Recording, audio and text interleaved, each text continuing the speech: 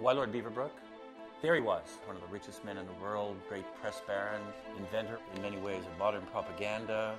Battle of Britain might have been lost without him. The most influential Canadian in the world perhaps ever, certainly more powerful in the British Empire than any Canadian has ever been in the United States. And yet, through his life, he increasingly sees himself as a failure. Why? David Adams Richards, great novelist from the Miramichi, born in the same town as Beaverbrook, understands the man in a way I think no one else has ever understood him. I was born 2 blocks from where I grew up. And I wrote my first story in the old man's library, which was the old man's where he lived when he was a boy.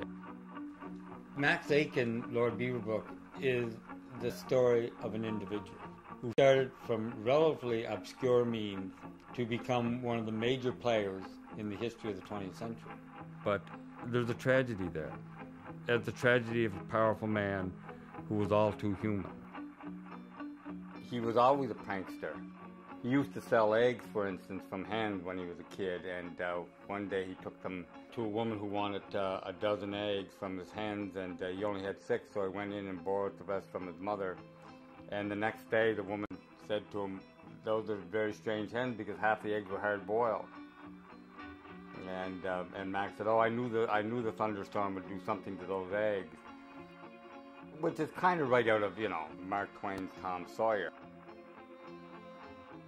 His father was minister of the Presbyterian Church of Newcastle.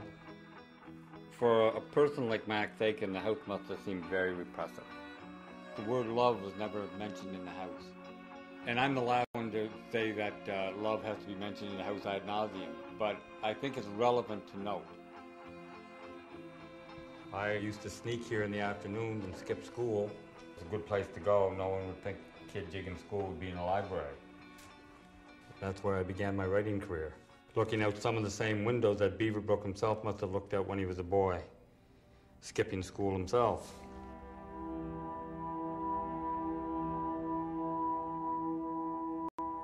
When Beaverbrook was a boy, this was still a great working river. 3-mast schooners and square riggers would come in from all over the British Commonwealth. There were probably 17 mills here that sold lumber to England and to Ireland and to the British colonies. And this would be one of the greatest ports of entry in Canada. And so young Max Aitken's imagination would have been fired by all of this, because he was being taught that he was a part of the British Empire. Now that seems quaint and old-fashioned today, but when he was a boy, this was very serious business. So he felt by this river connected to England.